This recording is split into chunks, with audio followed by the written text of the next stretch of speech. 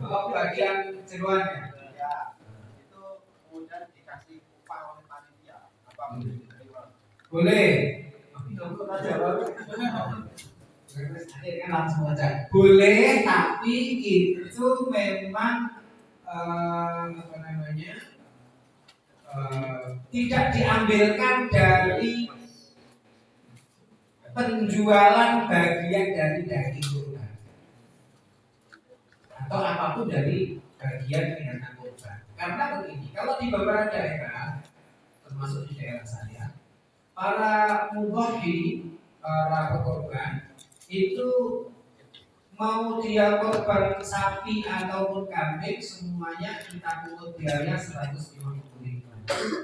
Sebenarnya untuk membeli beberapa keperluan plus mengupah siapa-siapa yang meminta untuk diupah dalam rangka mengerjakan beberapa pekerjaan tadi. Dan upahnya bukan dari korban, upahnya harus dari mudhohi atau dari panitia yang menyelenggarakan tadi, gitu.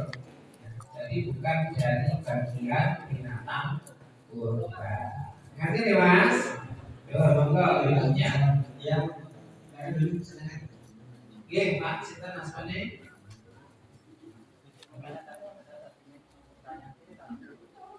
Di permasalahan banyak daerah itu biasanya untuk boleh sama itu diatasnamakan yayasan.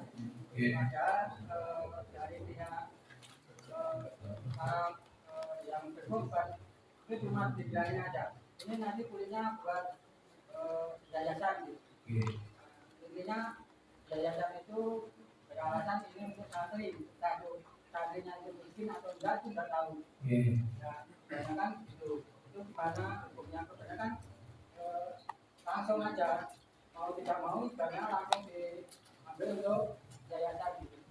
Padahal santri macam-macam gitu kan. Itu ya semuanya beralasan ini untuk pondok, ini untuk santri bukan. Itu gimana? Baik, alhamdulillah asyhadulillah. Bagian-bagian dari daging kurban tadi dibagi menjadi 3, sebagian untuk si mudhohi, sebagian dihadiahkan, sebagian disedekahkan. Hadiah itu biasanya diberikan kepada orang yang lebih atau yang sama. Berarti sama-sama kaya atau lebih kaya. Nah, maka dari situ Allahu a'lam bishawab, kalau memang yayasan tadi bertanggung jawab betul-betul memberikan uangnya untuk santri, baik santri tadi kaya maupun miskin, maka masih bisa. Karena hadiah itu untuk yang kaya juga boleh, namanya hadiah. Kalau ada yang lebih kaya bukan sedekah, tapi hadiah. Jadi masih diperbolehkan asalkan tadi betul-betul diberikan kepada mereka. Allah. Itu balik. Aku ingin bertanya, ini yang saya hadapi sebagai panitia itu ada kendala. Itu di Saiful Kurban itu ada yang ikut tapi terkadang dia bilang saya nanti ikut tapi nanti saya minta misal 3 atau 4 bagian untuk saya kasihkan saudara saya yang di sana, tapi nggak tahu di sananya mana. Terus yang saya tanyakan, apakah saya harus izin sama yang lain atau mungkin diambilkan khusus dari rombongannya misalnya ke-7 orang itu yang pertama. Yang kedua, menjadi kendala, misal rombongan satu untuk korban sapi harga 25 juta. Terus ada yang saya minta urunan yang paling misalnya yang paling murah, katakanlah 20 juta. Itu yang urunan 20 juta, 25 juta itu kadang juga ngeluh ya cerita bagiannya ya bodoh. Misalnya yang 25 juta juga mendapat bagiannya misal 3 kilo ya, itu dapatnya sama. Ya, itu bagaimana solusinya. Yang ketiga, Saya setiap tahun selalu mendapatkan amanah dari saudara saya yang di Jakarta. Itu seringnya dia titip kurban di kampung, yaitu di atas namakan untuk yang sudah meninggal, dan setiap tahunnya itu berganti, kadang ibunya, kadang mbahnya, kadang ya itu untuk yang paling tepat bagaimana pelaksanaannya ataupun nanti supaya bisa sah kurban. Itu terima kasih.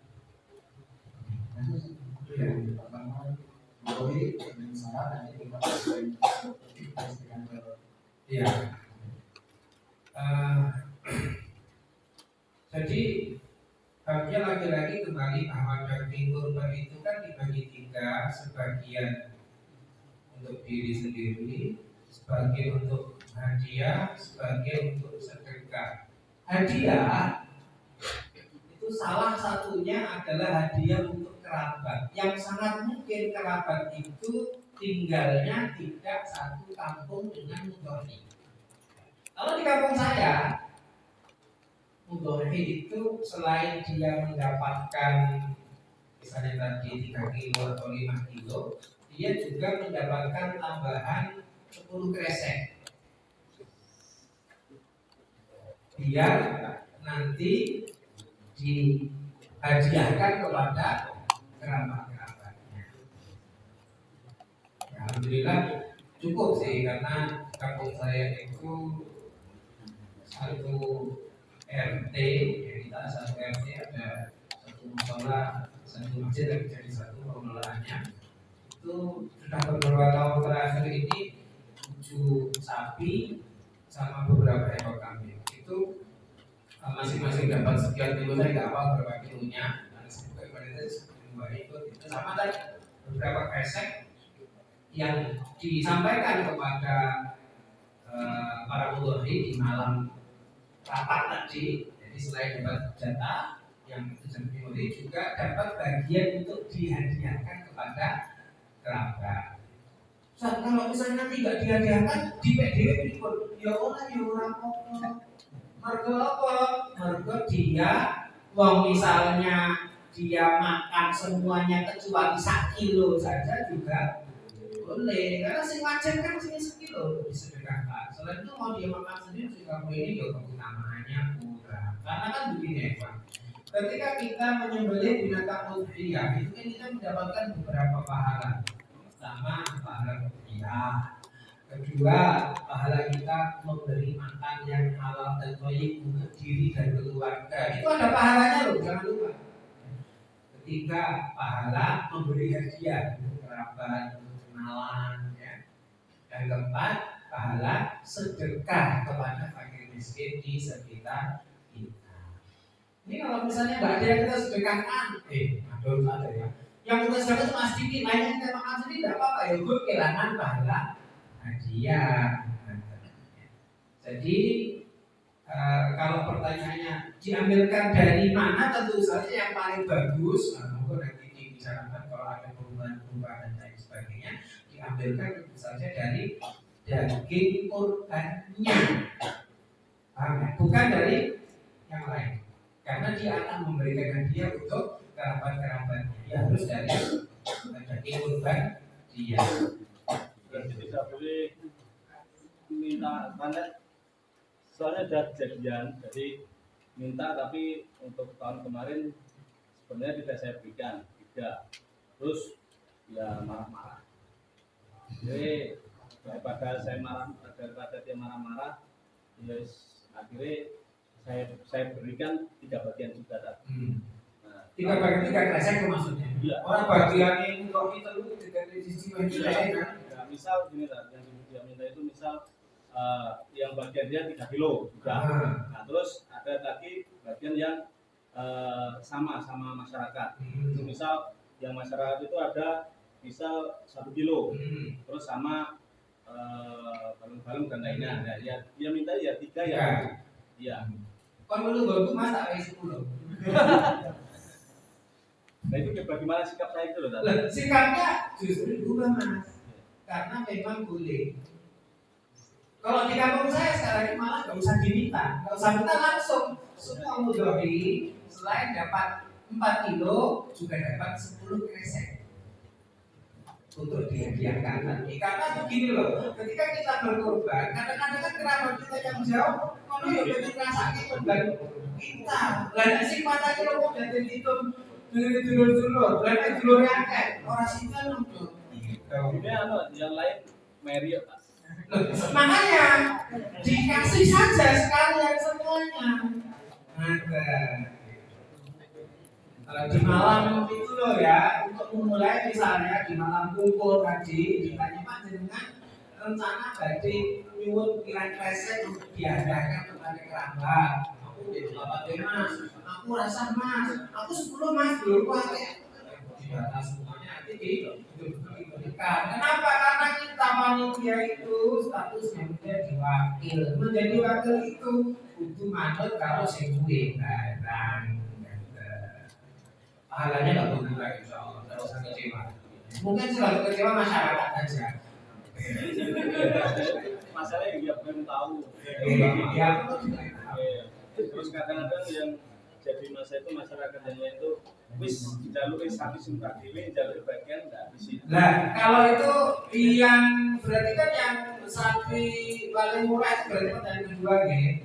Nah kalau dia korbannya sapi yang paling murah, ya mestinya dia mendapatkan bagian dari sapi yang paling murah itu. Ya, masalah kemudian dia minta juga seluruh bagiannya, Mas. Aku pernah kejadian saya ditanya begini juga. Tadi kan kurang satu orang. Misalnya minta kepada kan tujuannya kan itu 6 Mas, kurang suci Mas. Dia maksudnya 1/7, betul 1/7 banyak KPD. Siapa orang ini? Siap. Laku. Ya betul harus diserahkan kepada dia 1/7 dari kan tentu saja nggak presisi, tapi kita kan bukan polisi. Yang presisi kan polisi. Yang izin mau loh, kayak Pak Polisi baik, izin pertanyaan Pak Polisi. Nah, kan antum sudah tahu ilmunya bahwasanya nek sapi kuwi ditimbang bobote sekian ratus kilo, ini nanti dagingnya sekitar sekian kilo, ya kan? Oh ini dagingnya sekitar 200 kilo, berarti 1/7-nya sekitar 1 kilo. Timbang sekitar kilo. Enggak, itu sah sebagai korban saat dia niatnya dia korban, dia pengen dia yang mengelola sendiri. Dia menang memang karena kita kurang 1 orang tadi ceritanya. Jadi daya tawar dia memang kuat. Tidak apa-apa kalau ada kejadian seperti itu. Ini sebaiknya ini kejadian orang. Jadi memang mendata jenengan itu, tapi nanti tetap lupa diambilkan dari korban jenengan orang kok korban si mergo 20 masa pun jadi tadi minum kaya Mas ya. Kenapa kok burung itu? Boleh gitu. Kayaknya jadi wagyu. Apa wagyu? Astagfirullah. Gitu ya Mas ya. Nah, jadi itu yang ketiga, korban atas nama orang yang sudah meninggal dunia. Ya, ini ada perbedaan pendapat di antara mazhab. Memang sebagian mazhab berpendapat boleh dan sah. Seseorang berkorban atas nama bapaknya atau ibunya atau kerabatnya yang sudah meninggal dunia. Kalau korban atas nama orang yang masih hidup sah atau tidak usah? Sah juga, tapi dengan syarat minta izin, memberitahu dan minta izin. Ya. Karena syarat ibadah itu dia harus niat, dia kan harus niat nanti. Nah kalau yang sudah meninggal kita nggak bisa izin, ya kan? Yang sudah meninggal ya sudah, kata para ulama sah, meskipun ada yang berpendapat tidak sah. Nah saya berhusnudzon saudara jenengan tadi mengikuti pendapat yang kurban atas nama orang yang sudah meninggal dunia itu sah. Memang seperti itulah khazanah fikihnya umat Islam. Ada kalanya sepakat, ada kalanya berbeda pendapat. Pas berbeda pendapat, yuk kita pilih salah satu, kita toleran kepada pendapat yang lain. Kalau pas sepakat, yuk jangan cari pendapat lain. Gitu. Seperti itu deh. Dan mohon maaf terpaksa tinggal satu pertanyaan saja dari Beliau satu lagi. Terakhir ya. Oh, satu lagi nih. Lo malah Cuma sama teman saja. Oh iya. Kaitan yang korban atas nama orang yang meninggal. Kemudian dagingnya gimana? Apa boleh dibagi untuk keluarganya atau? Boleh. Nah kan kalau pas masih hidup juga boleh keluarga toh. Saya jadi kan korban, jadi kan boleh. Kan yo simpangan yo keluarga. Boleh diberi. Boleh. Dengan Enggak apa-apa, bagus pertanyaan. Aku mau ngelempeng ke utama.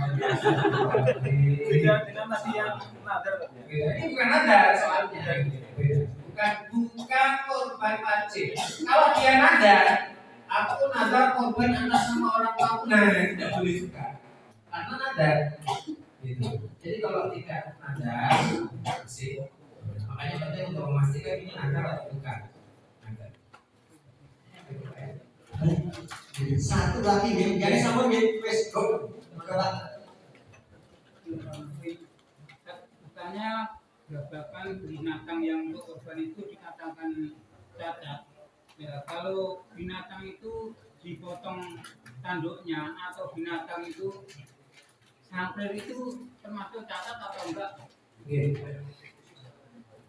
Jadi kalau tanduknya itu saya lupa ya, tapi kalau yang sanggar jelas di situ tidak dihitung sebagai cacat.